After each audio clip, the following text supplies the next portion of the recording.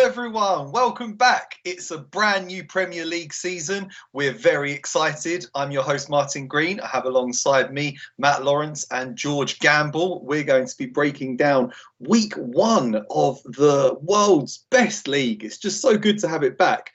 Very quickly, George, what are you expecting? Are you expecting Harry Kane to move to Man City? Yeah, it's a move that I think will get done. We've seen sort of press releases from both sides saying it's basically taking the exact same route as the Jack Grealish saga, with Villa coming out saying he's not going anywhere. He might even sign a new contract. And we're saying the exact same thing with Kane. Now, it becomes more difficult in the fact they're playing each other this weekend. But yeah, I think with all the noises that are being made, I do think it's a deal that will get done. City are desperate for a striker, and I think we'll see it get over the line. Can you imagine Man City just romping to victory in the Premier League and then buying Jack Grealish and Harry Kane, possibly the two best players in the Premier League that didn't already play for them? Matt, what do you expect from Liverpool this season? I see that Van Dijk's just signed a new contract. Konate's in. Will they be a bit more solid defensively? Can they challenge for the title? I think they can. I think that they have all the components to challenge for the title again. I think a lot of people are forgetting just a couple of seasons ago when they won the title by 18 points, and it's roughly the same team. They come in and they buy a player like Konate, a big, strong aerial player. That's someone that can deal with the likes of the Lukakus and the Kanes of the world, I think. And once they form that partnership, it might not be week one or week two, but once Virgil and Konate get that partnership going, I think it might be the best one in the league. And then, just tying up the deals of Trent and a couple other players like Salah and Mane and whatnot. I mean, it's a good proposition for the future for Liverpool, for sure. Yeah, I agree with that. Anyone alongside Van Dijk could form the best defensive partnership in the league because he's just so impressive. I saw all the various pundits on the BBC and stuff naming their title winner, and they either went for Chelsea or Man City. Nobody went for Liverpool, which I was surprised about because still a heavyweight team. Very quickly, one-word answers. Who wins the Premier League, Matt? Well, I mean, if that deal gets over the line, it's going to be very difficult to stop Man City really from hoisting another one. I mean, they've collected, the most points over the last 4 seasons. They score goals for fun. But I do think that people are sleeping on Liverpool. I mean, I think that they have the confidence a bit to be able to know that they've won this league here recently, and they're not as deep as Chelsea and Man City. That's the only cause for concern with Liverpool. But yeah, it's very difficult to go against City, really. Matt, George, sorry, you're a Man City fan, so you're going to have to go with your boys, I guess. Yeah, I'm going to, nice and simple, going with City to win. Just on Liverpool, though, very quickly, I think a lot of people are overlooking it's the African Cup of Nations this season as well. So they're likely to lose Salah and Mane, two very, very important figures for them. And they've not signed anyone. You need to strengthen when you're in when you finish well. And they've not done that. They've got obviously a lot of big contracts, but they've not brought anyone in, no fresh faces. And losing 2 key players like that, I think someone like Jota needs to have an unbelievable season with Firmino as well. If they're going to mount a challenge, I think a top 4 would be a successful season for Liverpool with where they're at the moment, in my opinion, anyway. Yeah, I mean, that's probably going to derail Arsenal's title challenge as well, because Arsenal will probably be top of the league by the time of the African Cup of Nations. And they're going to lose. And then they're going to lose Thomas Partey and Nicolas Pepe to the African Cup of Nations, and they might finish second or something, which is going to be brutal. Nah, I'm pretty sure Arsenal will be challenging for 8th or something like that.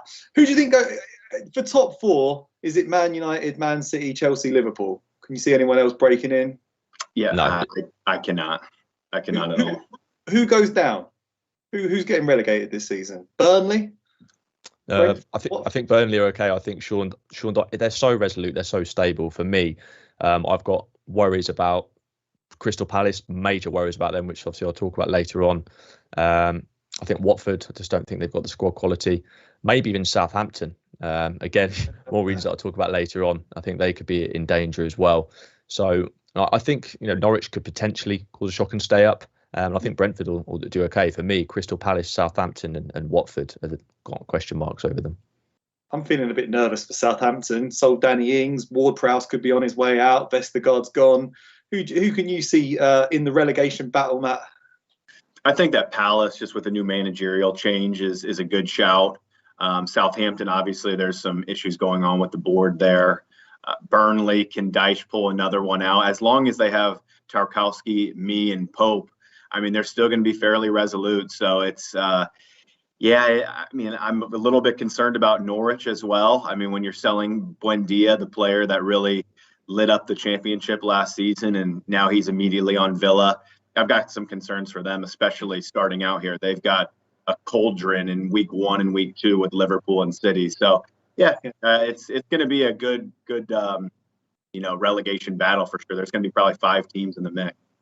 Yeah, that is a baptism of fire, isn't it? I feel a bit worried for Burnley just because it's a second consecutive summer where they haven't spent any money. Hanging on to Tarkowski and Nick Pope, like you say, will be crucial, but just a little bit worried for them. We're going to start breaking down the games in just a minute. First, it's your daily reminder to please tap that notification button, subscribe to the channel, and click the notification bell. That way you will get an instant notification each time we're going to be filming about football, basketball, baseball, hockey, UFC, tennis, all the different sports we cover at SBR. I would also encourage you to go over to sportsbookreview.com. Lots of different reasons, really. You can find the world's best sports books, detailed reviews on all of them, often written by me. We've got lots of tips, lots of picks from pro handicappers like these guys. Alex Tan, they're writing all the time. It's also the return of SBR's famous Pick 6 NFL and NCAAF contest. $50,000 up for grabs in season-long cash prizes, $1,600 per week, and it's totally free to enter. All you need to be is a member of the SBR forum to enter. So when you've watched us talk about the Premier League, head on over there, sign up, get involved. You could win some massive prizes. Okay, we're going to start. Oh, we have to start, don't we, with Arsenal? I mean, what the hell is going on with Arsenal? The start of the season, I mean, Eddie Nketiah is already injured. Alexandre Lacazette and Pierre-Emerick Aubameyang have both declared themselves unwell. Apparently, they're not going to play. So Arsenal are going into the new season without a striker, which is just typical, really. Typical of Arsenal up against the newly promoted club that are going to be full of momentum as they surge into the top flight. What's your take on this one, Matt? Well, I mean, I think it's first off just exciting for Brentford being in the top flight for the first time since 1947. I mean, it's a monumental achievement for the club like this, and they do it their own way with smart buys and selling high. They've done that now for years with good quality strikers, and they've got a good one here in Tony. 33 goals in the championship last season, just lit it up. And I think that he's a guy that's going to be able to score goals in the Premier League as well. And yeah, I mean, Martin, before the show, we just started talking about Arsenal, and I just feel bad a little bit. I mean, terrible news before the first match. Lacazette, Aubameyang, it is kind of classic a bit, but I'm looking at this one, for example. I was already kind of looking towards getting on Brentford's side with the home crowd behind them. I think that they'll roar after, every single attack. They'll push their team forward, probably try and play on the counter attack. And now, that line is a bit gone. Some outlets still have it at about 1.8 or around that minus 120, minus 125 mark. Some are at minus 140 now on a draw double chance. And that's really the only way that I could look here now, especially with the key talisman of Arsenal out here. I think that Brentford have enough here to be competitive. Interesting. Thank you, Matt. Just going to do a quick shout out on the chat. We've got Derek, Gas, Raymond, James, Mitch, Raymond again, Amas V. We've got, who else is chatting? Murray. Barsaman, hey Barsaman, hola. Keep reading down. Oh, Bet With Us is on. La Maquina.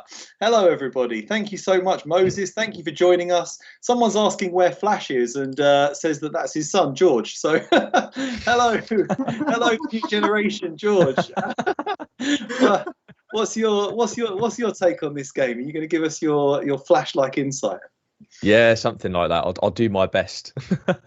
No, it's one I'm looking forward to. Obviously, Brentford. I think they're quite a popular club amongst bettors. Obviously, owned by Matthew Benham, who absolutely loves obviously his data professional gambler who's taken over the club and has just done wonders there. Obviously, also owns Midtjylland in Denmark. And the one thing he does is he doesn't sort of do things the traditional way. He looks at underlying data, thinks where they can improve. So it's going to be interesting to see how this club sort of takes on their first ever appearance in the Premier League this season. And yeah, this game it's going to be a great occasion. First ever appearance in the Premier League, brand new stadium in front of their home fans. And as you said, worst news for Arsenal is both their key strikers are out with illness. And I think we could even potentially see maybe Emil Smith-Rowe in that false nine position is another possibility. But it's going to be very, very difficult for Arsenal, this one. Like, I don't think many of them are used to having this many fans, and they're going to get on top of Arsenal. It's a very tough starting game for them. But Arsenal, they have signed, obviously, Ben White from Brighton. I've watched a lot of him. I really do like the way Brighton play football. They were extremely unfortunate last season. They just didn't have anyone to put it in the back of the net. Otherwise, you'd have seen them finish much, much higher. And he was pivotal to that a lot of the time, starting moves from the back, very composed in possession, very good eye for a pass. And I think you'll see him take the next few steps at Arsenal, and I think he'll become a key player for them. Also brought in Lokonga from Anderlecht and Tavares from Benfica. And I think if these all gel, I think you'll see an Arsenal side that are much more resolute than we've seen in previous seasons. So I'm kind of looking forward to seeing how those guys sort of settle in. But Brentford themselves, they've made some great signings. Like I said, using that underlying data, they've picked up, I believe it's pronounced Ayer from Celtic, another centre half. And in a similar vein to Ben White, he's excellent with the ball, great passing ability. You see it similar to kind of how Harry Maguire brings it out from the back. Ayer is very much like that. So I think that's a very astute signing for them. They've also signed Onyeka from the other club, Midtjylland, so a switch for him. And Visser from Lorient. I was very surprised no one else went in for Visser. Again, in possession, he's absolutely brilliant. He's electric, he's got flair. And I'm excited to see him for Brentford this season. For me, it's very, very tough for Arsenal. And I completely agree with Matt, echo his sentiments completely. Looking at that Brentford double chance, I think everything's there for it. The crowd, the fans, the lack of news for Arsenal, team news. You're killing me, guys. You're killing me. I'm sorry. Common sense would dictate. I was so excited for the start of the new season, and give it 5 hours or something. I'm just going to be crying in my kitchen. You mentioned Matthew Benham there. In case some of the viewers don't know, it probably bears repeating because we're all sports bettors. He's an actual sports bettor. He took a $700,000 loan and turned it into $300 million. He studied under Tony Bloom, who is the Brighton owner, and they formed all sorts of companies where they use advanced data analytics, made great profits. And he bought, like George said, Midtjylland in Denmark, tried out that Moneyball approach. It worked. They went from obscurity to winning a bunch of titles. He used that approach at Brentford, and he's got them up into the Premier League. So we're expecting big things from them, and they're certainly an exciting team. When Aubameyang and Lacazette were going to be playing, I thought Arsenal could win this one, but I'm a lot less confident now. So I think maybe we should just move on. Perhaps the biggest rivalry in English football, maybe not quite. There's Man United, Liverpool, isn't there? But Manchester United versus Leeds is a huge rivalry.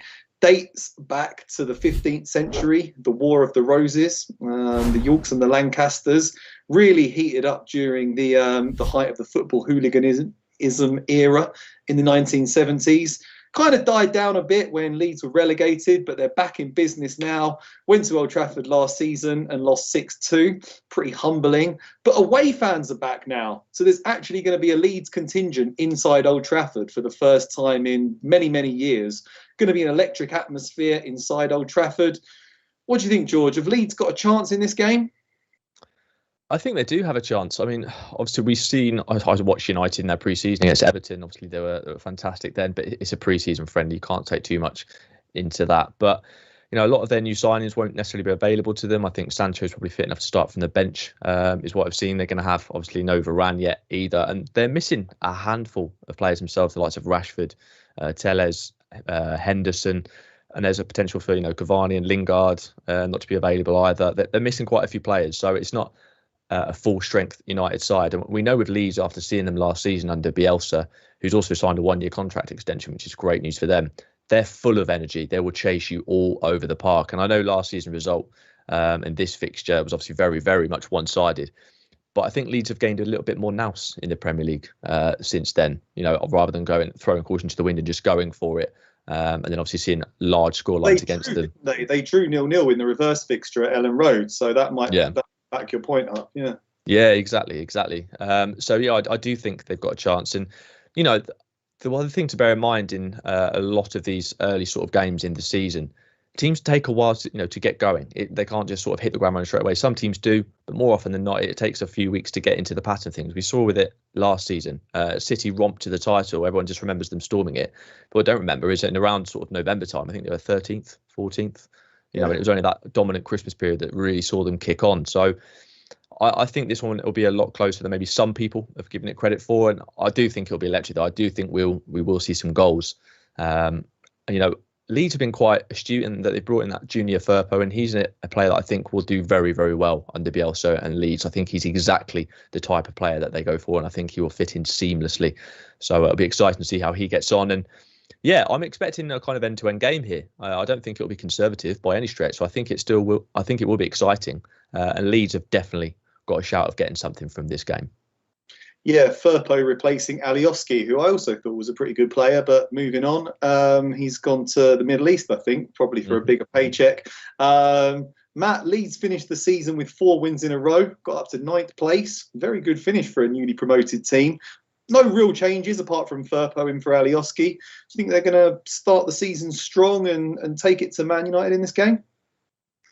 I do a bit because, we're seeing an A-plus Leeds lineup. I hope that Firpo makes his debut because I'm a big fan of him. I remember him at his Real Betis days. And for a club like Leeds to be able to poach, a very, inexpensive in a bit, at maybe 10, 15 million pounds from a club like Barcelona that are in such turmoil, it's brilliant business from Leeds.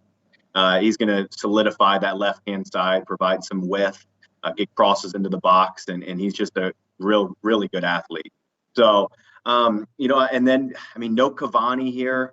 Looks like Sancho is going to probably come off the bench. So it's just it's an A-plus Leeds lineup versus what I see as maybe a B Manchester United lineup. So I think they're relatively even. You mentioned that Leeds fans will be in there. It's going to be rocking at Old Trafford. And I think that they learned something from the 6-2 walloping that they were delivered by Manchester United in that first match. And here's their time really to right their wrongs, basically. They came here last time to Old Trafford, got beat badly, were able to learn from it, and they really changed their whole the way that Marcelo Bielsa were able to get them firing towards the end of the season by keeping clean sheets. Being able to beat Man City. They drew to Liverpool, drew with Spurs, a host of good teams. I believe in their last 11 matches, they only conceded 8 goals. And I think that their last 4, they kept all clean sheets against the lesser likes. But I think that they learned a lot, and they've got a lot of chemistry on this team. We talked about it. They didn't make a ton of signings. They brought one player in. I think that is going to be huge for Leeds, and they're a team that I'm looking to back. I was doing some research and seeing in the first 9 weeks, I think their schedule is very soft.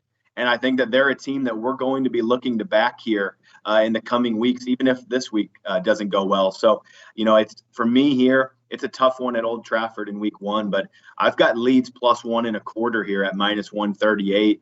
I just see this being competitive enough to where they don't get beat by a margin here. I think that maybe they lose by 1 and we can win half of our stake back, but I see Leeds being extremely competitive over the first 2 months.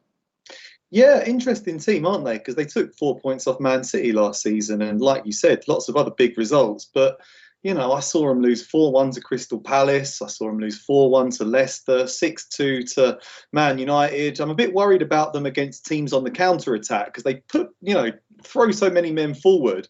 I always fear for them that they're going to get caught on the break. So, there's no better team in the world at counter-attacking than Man United. So, like George said, should be a great end-to-end game. Leicester versus Wolves.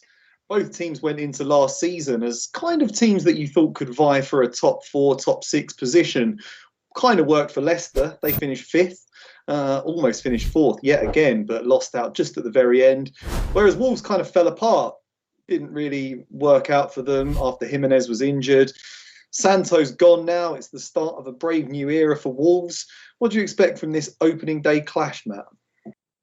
I think this one's a tough one for me to call. I think that Leicester last week were brilliant against Manchester City. I think that Brendan Rodgers had the perfect blueprint on how to play a Pep Guardiola side. It wasn't a fully the full 11 from City, but it was almost there. A couple teenagers in the mix to get some debuts, and which is what you expect in a Community Shield. But at the same time, I think that Leicester played it brilliantly. I mean, and I just have some concerns with them. Obviously, with Fofana, he was probably their best defender all of last season. That was just such a terrible injury right before the season starts, and it lessens my liking really for Leicester. But I thought that they could have been the only team really to push that top four, maybe get in the mix. Fofana gone is a big miss. We know that Soyuncu wasn't in the greatest form with Turkey at the Euros, and so there's some question marks in the defense. Their attack looks brilliant though, and Brendan Rodgers has always done a great job of getting more with less. And I think that that's what he's going to have to do again this season to be able to push a top 6 finish here. And then when you look on the flip side, Wolves, Podence, Neto out for a long time. Jimenez is just coming back into the fold after the traumatic head injury. So I've left this one, but I do think that Leicester probably scrape it. If they go in with a similar game plan as last week against City, I see them having a bit too much right now for Wolves. Wolves will probably have Adama leading the line with possibly Jimenez. And I see it being difficult. Maybe this is like a 1-0, 2-0, maybe a 2-1. But I do think that Leicester scrape it. But I'm not, overly joyed basically with laying, money with Leicester in that -140, -150 range. It's just not something that I think is really profitable long term. Fair enough. Yeah, I think this is a really good opportunity for Leicester to start the season with a win against the Wolves team that are kind of a changing of the guard in the managerial position and may not quite be ready to go from the very first week of the season. What do you think, George? Who wins this game?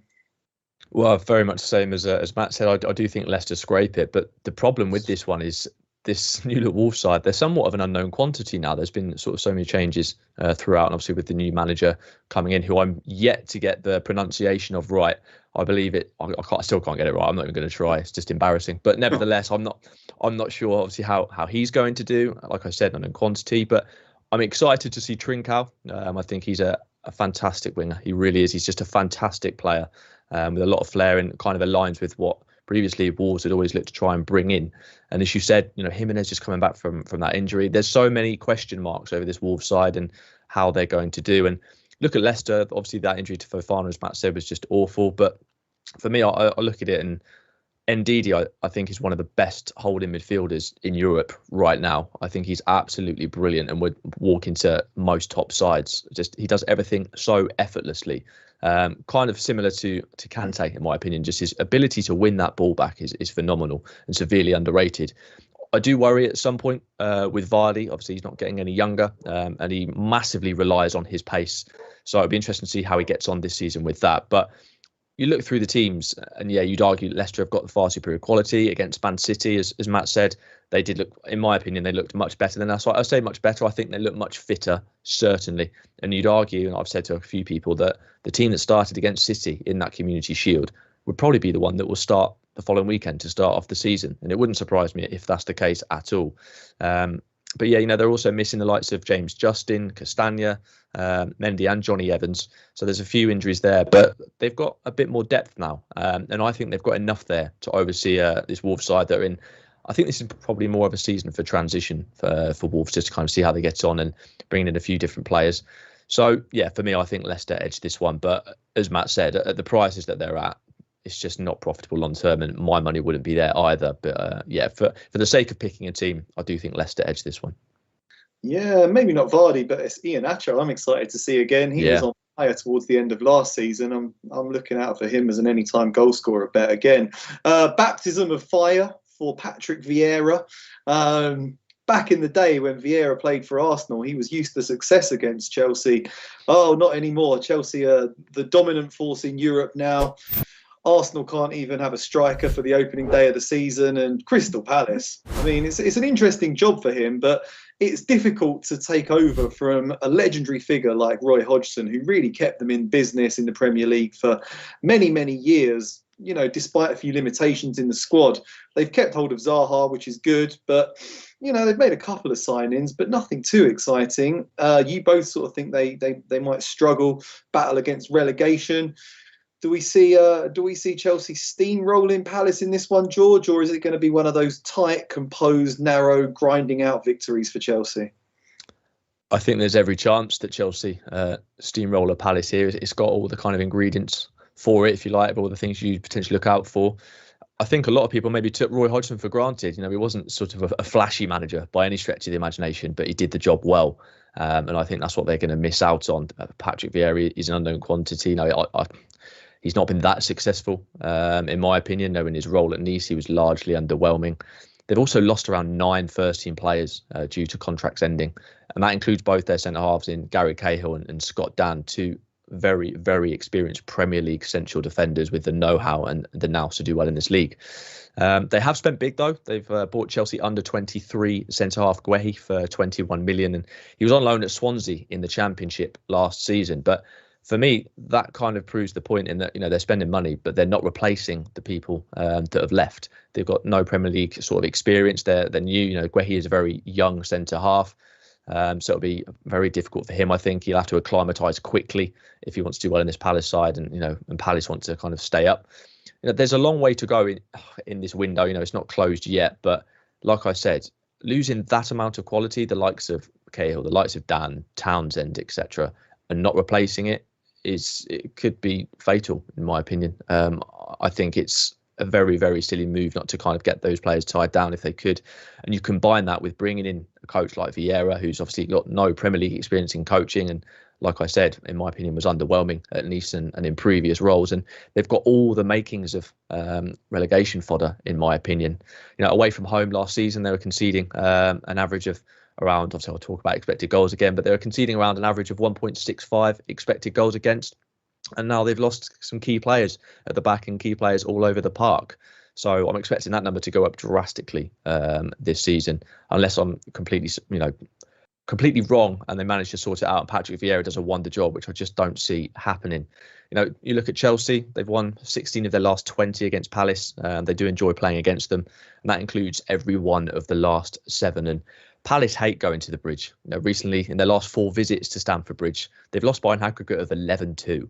They don't tend to do well there. It's not a happy hunting ground for them. And you look at Chelsea, they're on a massive high at the moment. They've won the Super Cup, started where they left off, where they won the Champions League last season, winning more silverware yet again, early doors. And now fans are going to be back in the stadium at Stamford Bridge. They've not really had a chance to celebrate with their team yet. So, it's going to be bouncing at the Bridge. There's going to be a really good feel factor there. And I don't see any way in which Crystal Palace can do anything here. And yeah, it wouldn't surprise me if there were a lot of goals in this one. And, there's been at least 4 goals in the last 3 meetings between the two. And with the two sides heading in seemingly opposite directions, I think it's going to be a long day for Palace.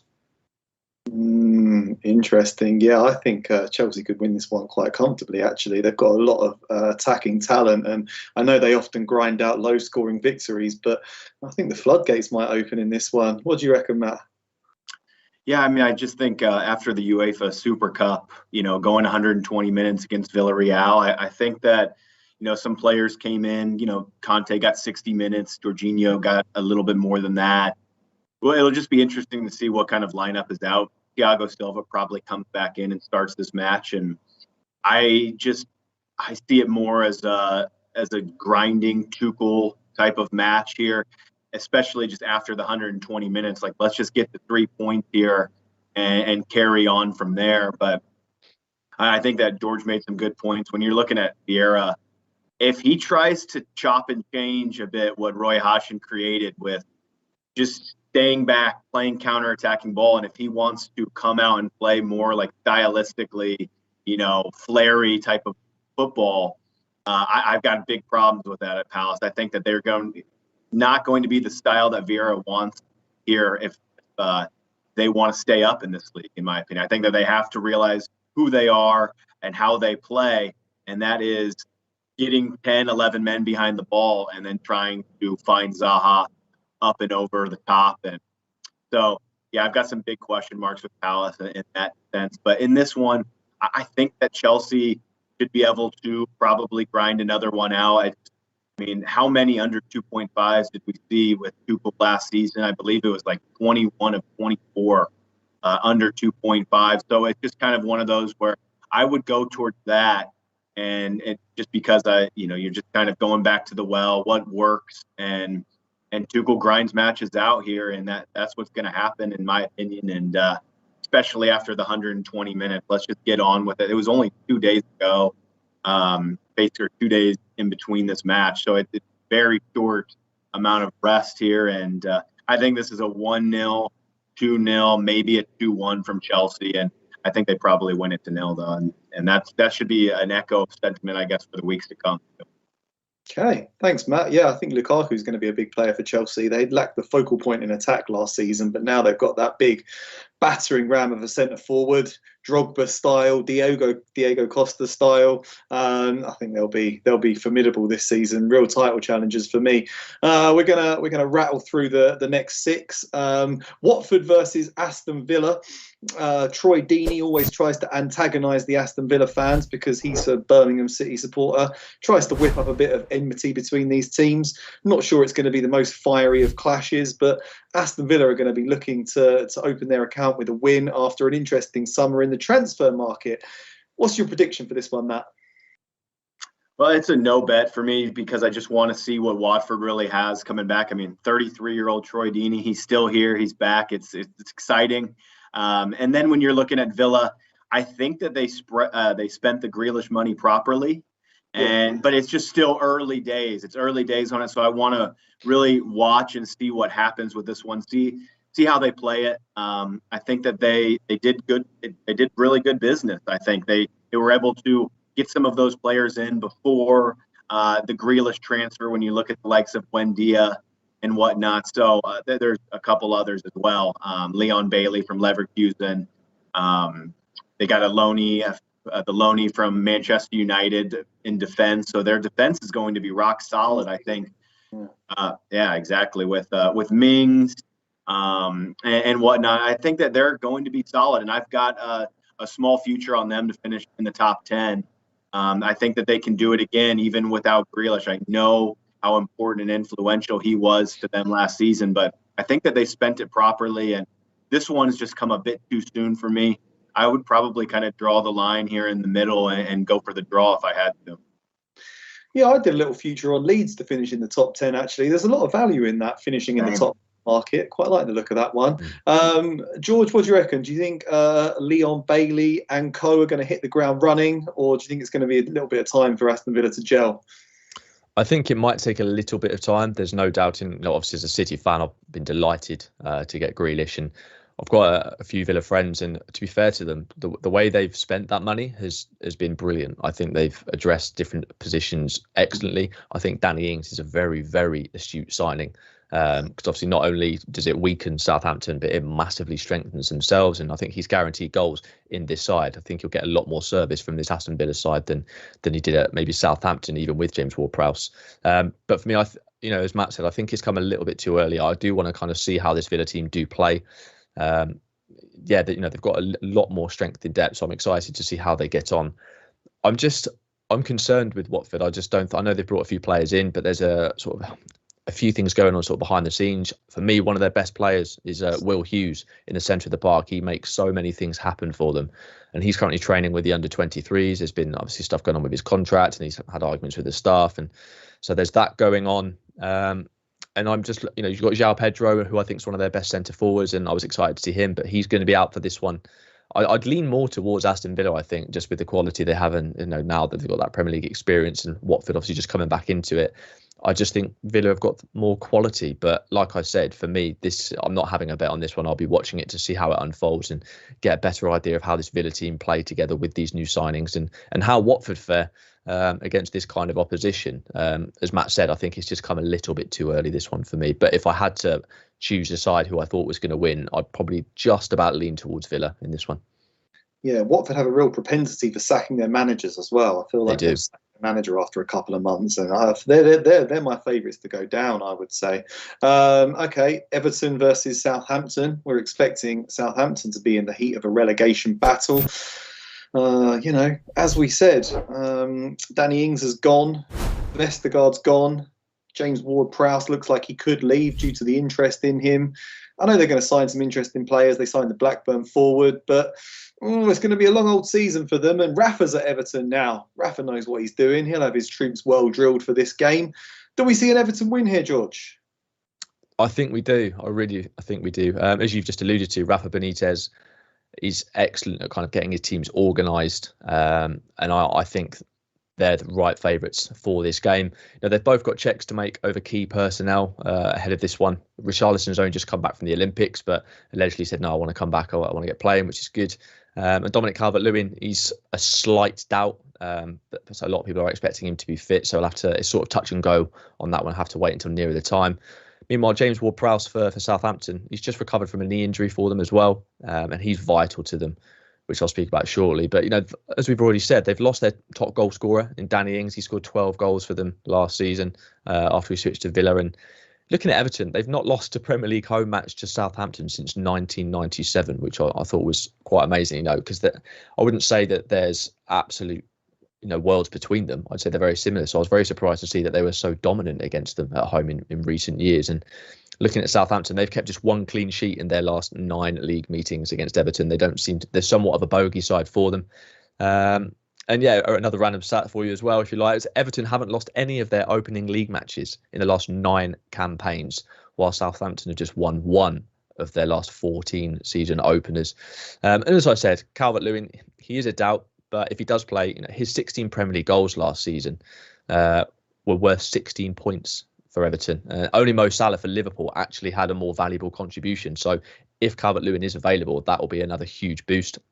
Calvert-Lewin and Richarlison also were both Everton's top XG contributors to expected goals last season. And they've not had a pre-season per se, but I think Richarlison, obviously, not had the rest, but nevertheless, he's been playing football. So obviously, if he does go into that starting lineup, I'd expect him to be up for it. And yeah, like I said, under Rafa Benitez, sides are always defensively sound, and I think Everton will be strong defensively in this one with the likes of Alan, who I was very impressed with last season when I watched him. I do quite like him. And I just worry for Southampton for the reasons I alluded to earlier. And if James Ward-Prowse is missing as well, that's just kind of a double whammy. He was involved in 32% of Southampton's goals scored last season. So for me, it's where are the goals going to come from for Southampton? They haven't got Danny Ings. If James Ward-Prowse is out as well, he's a massive contributor. Yeah. the words barn door machine gun come to mind. And I look at Shea Adams, I do like him, but he's not a natural finisher. He's not someone I don't think that's going to go out and get you 20 goals a season, or he's just not that kind of player. So yeah, that's my biggest fear, where they're going to score these goals. And Everton for me should have the quality to overcome this side and get that win. Get the perfect start to the season underway, and inflict some damage on the Southampton side that we've already said are going to have a very, very long season. And let's face it, probably a battle to stay out of the relegation zone. Indeed. Hassan's going for 1-1. Moses is going for 9-0 to Everton. Not sure. He's maybe a little bit optimistic, but I think Everton can get the job done in this one too. What do you reckon, Matt?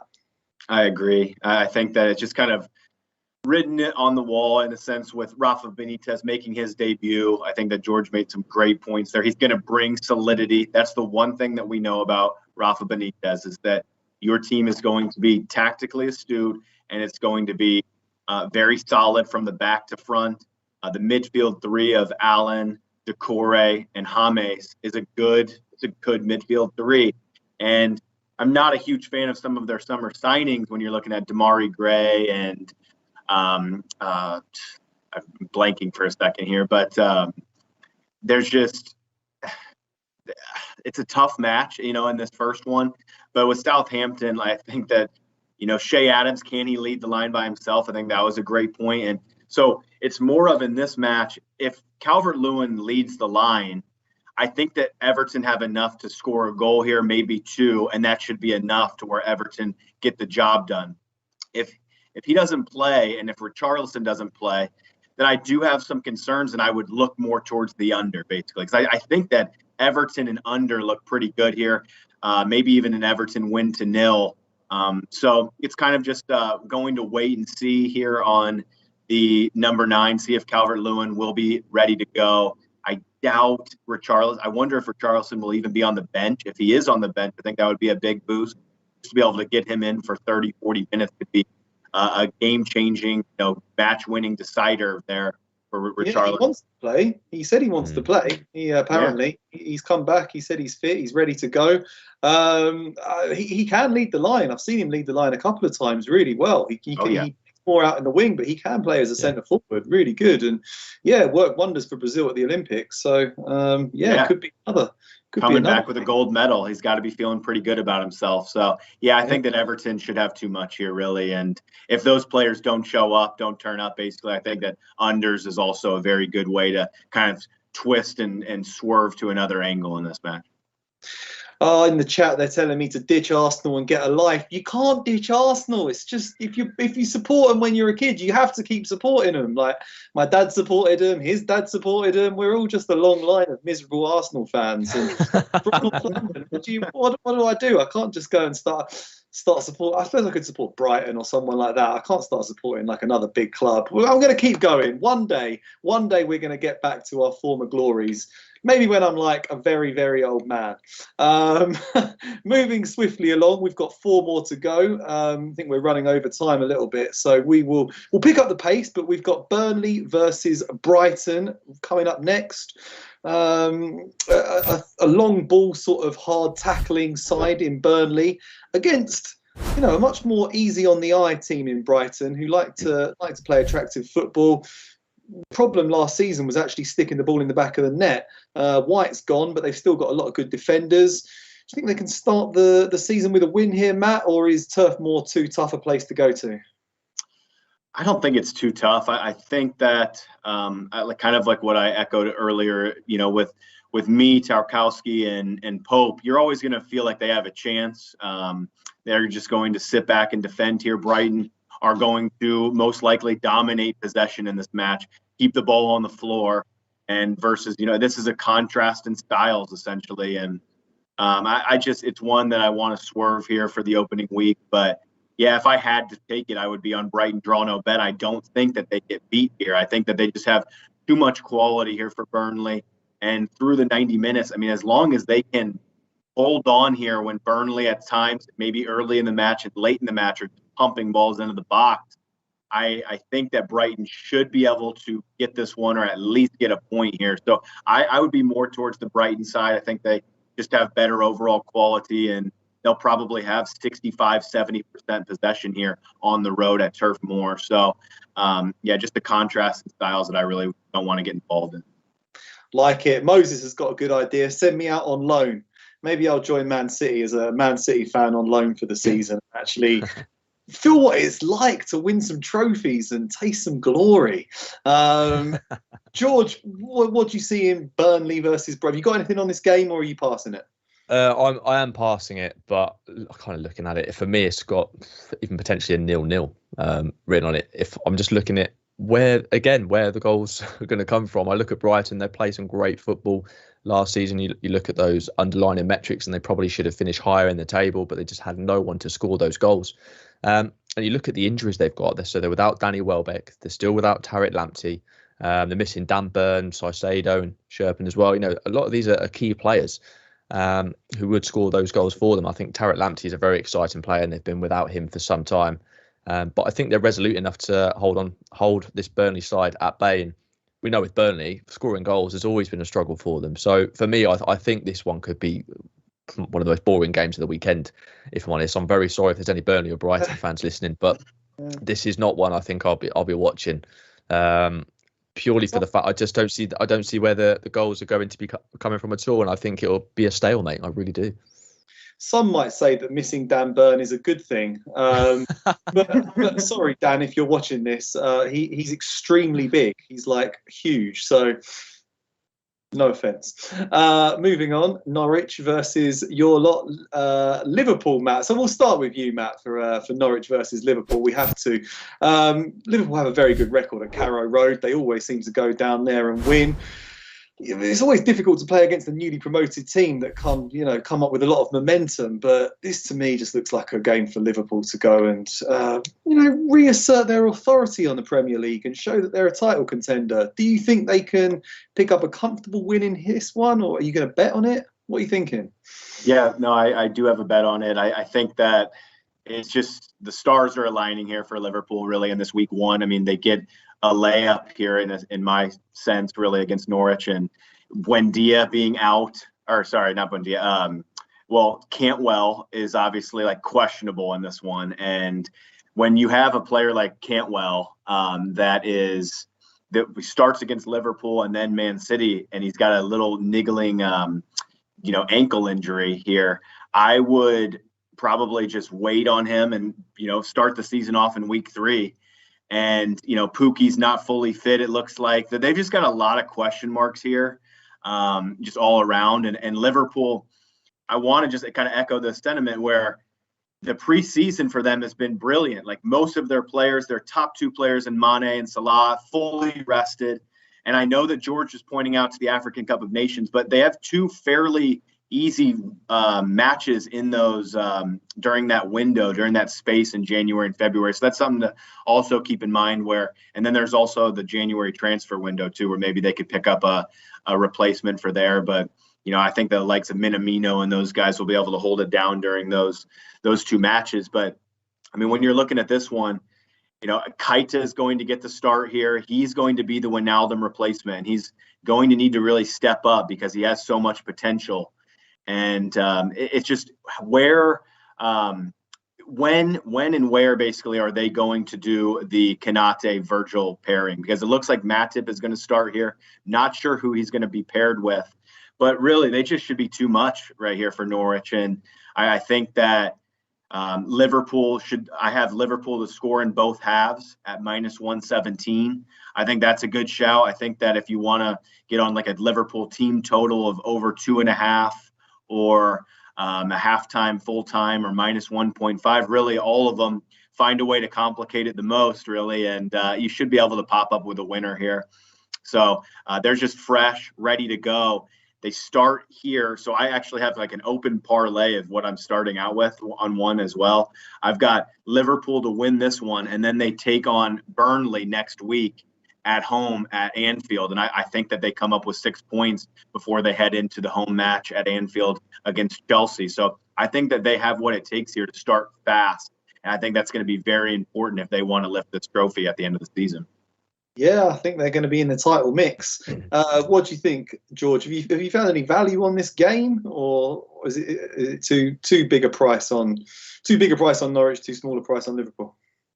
Yeah, it's too small in terms of sort of outright results. So I do very much like Matt's take on this, potentially with Liverpool scoring in both halves, because I'm looking at this Norwich team and I think Salah and Mane could have an absolute field day. And as Matt's already alluded to, they do need to start very, very fast. I think if they're going to be in with a shout, and what easier games to do it than obviously Norwich and Burnley, I think it's a brilliant opportunity for them to get points on the board early doors. So for me, I've not looked too much into this one, but looking at it, I briefly looked at it, and I did like Matt's angle as well of Liverpool to score in both halves.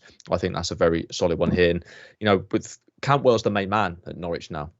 He really is, and if he's missing, then they've got Billy Gilmore, but it's a lot to ask for him. He's just come in on loan, so I just think that the sheer difference in quality of these two sides is there for all to see. And I think Grant Hanley, who's probably going to be playing centre half for Norwich, is going to have one of the worst days of his life potentially. Trying to deal with the likes of Salah, Mane, and then Firmino up top.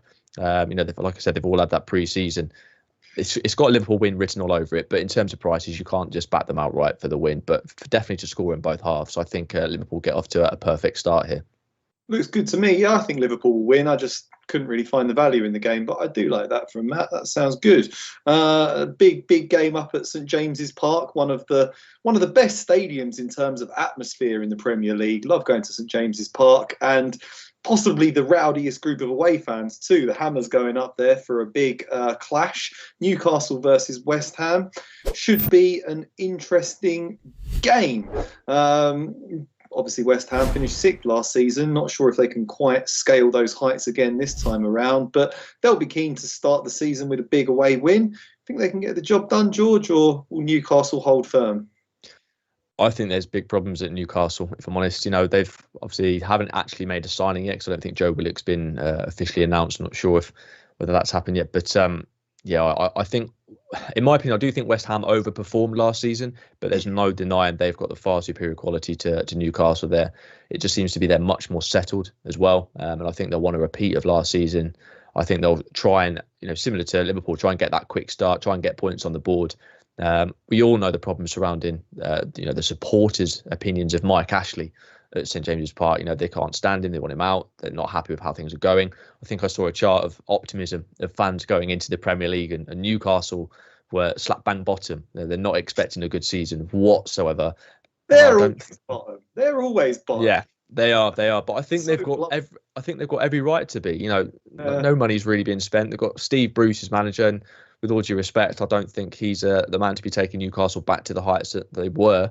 For me, I think West Ham have just got, man for man, I think they're better than Newcastle all over the park. And I think David Moyes is doing an excellent job there. But, it is always difficult going to St James's Park, regardless of what's going on. And it is early season, and it throws up some odd results as teams try and find that fitness, try and find that, that form.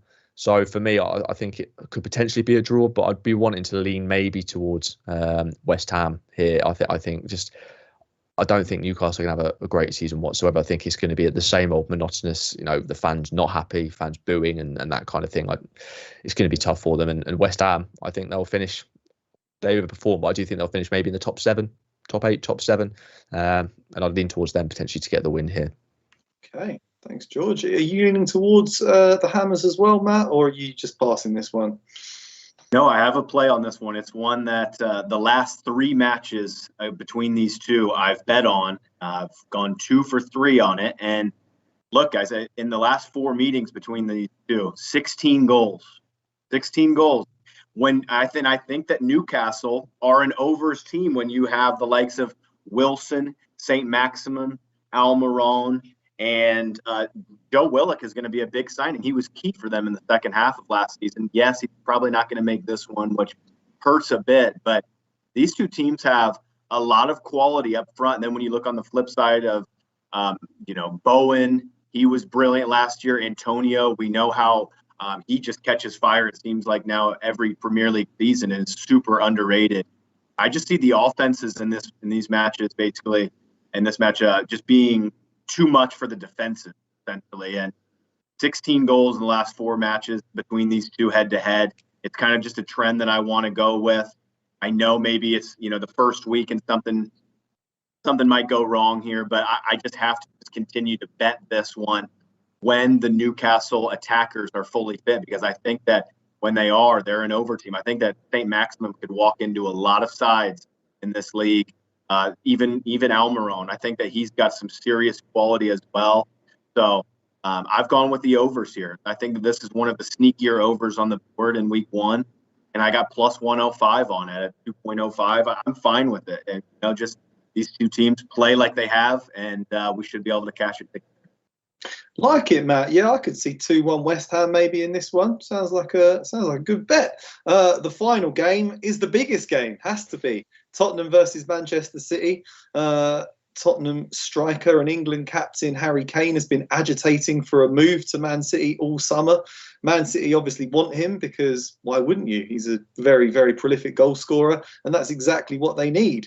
All eyes are going to be on him. Not sure if he's going to start. He was quite late reporting back to training, but it's going to be a fascinating spectacle. Not sure if do we think Jack Grealish is going to make his debut, George? If not, who's going to play for Man City in this one? Because Foden and De Bruyne are out. What are you expecting? Do you think Man City can get the job done? I think Jack Grealish will start and make his debut, but I think it's a trickier game than it looks on paper, and it's much trickier than the prices suggest. We saw, I think, very similar prices last season in this fixture, where obviously when all players were available, and then Tottenham obviously pulled off the win in that stage where City started very, very slowly. It annoys me as a City fan, but it wouldn't surprise me maybe if we even saw a repeat of that. I looked at us during the Community Shield. We didn't look very fit Leicester were dragging us around left and right. We didn't have a full strength squad. We had the likes of Ndozi, obviously the young lad out on the wing.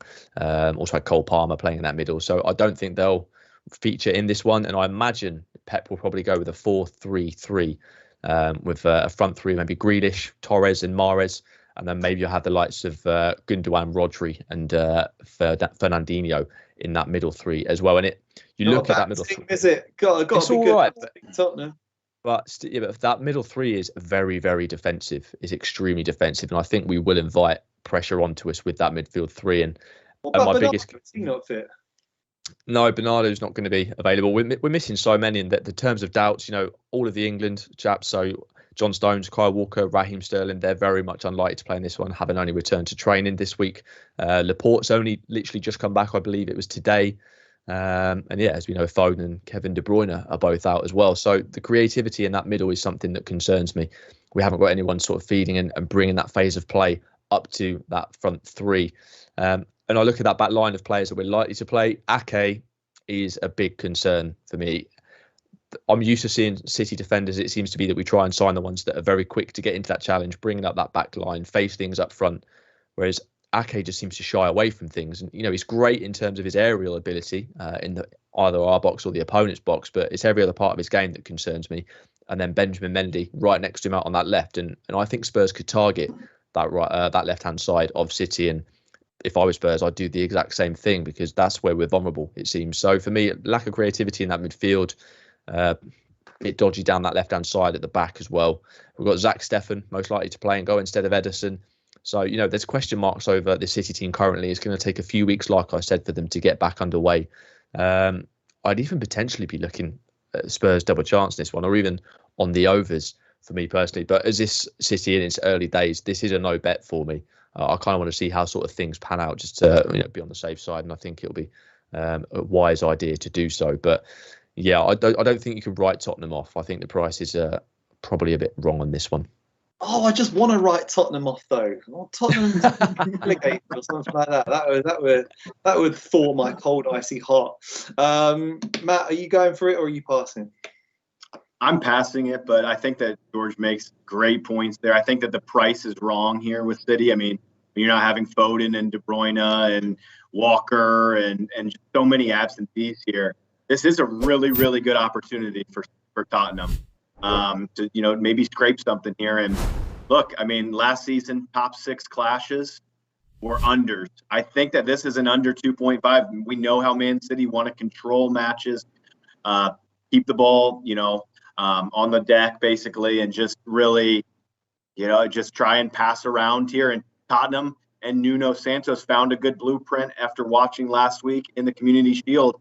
Stay solid. And I don't think they need Harry Kane for this kind of match because they're going to be playing on the counter attack here with Stone and Mora and Bergwijn. So for me here, I think that unders is a good look. But I don't like the price here on City with so many absentees. But yeah, it's a pass. Okay. Thanks, Matt. On that note, Esteban, please bring up the picks. You'll see now, guys, we've got a bit of a new format when it's time to read out the picks. You can actually see us whilst reading them out. And I'm at the top nowadays, so I will start with my tips. The first one just makes me laugh. This was obviously, I put this in before I knew the team news that we didn't have any strikers. If you still think Arsenal can win, you'll get plus money on them now because they've just got half a team. But maybe ignore that one. Leicester, I think Leicester can win the opener against Wolves. I really think they get the job done in that. I'm expecting an open, entertaining game, Man United versus Leeds, but I think Man United should have enough to get the job done in that one. And I'm pulling the trigger on Man City in under 4.5 goals. I think it might take Nuno Espirito Santo a little bit of time to get underway at Tottenham and figure out what his best system is. Matt is going for Leeds plus 1.25 at minus 138. So we could still have Leeds Man United win 2-1 or something like that. Then we're both doing well. Newcastle, West Ham, he's gone for over 2.5 goals at plus 105. And he's got Liverpool to score in both halves at minus 117. since had subsequent communication from Matt, and actually his top pick is that Leeds one at Leeds plus 1.25. But he also thinks that Liverpool can score in both halves. George is going for over 3 Asian cards in the Brentford versus Arsenal game. So if they get 4 cards, you get paid. If you get 3 cards, get your money back. If there's 2 cards, you lose. But I think we could see a bit of a fiery clash. It's a Friday night game, and his main bet is Chelsea to win and over 2.5 goals. I like that a lot. I'm definitely going to go with that. I would swap that in for my Arsenal tip because I like that one. Okay, thank you very much, Esteban, for bringing up those picks. Thank you very much, Matt. Thank you very much, George. And thanks, everyone, for watching. Really appreciate your time here with us today. Please hit that like button on your way out. Does things for the YouTube algorithm that, as I say, I don't completely understand, but it's all really good stuff.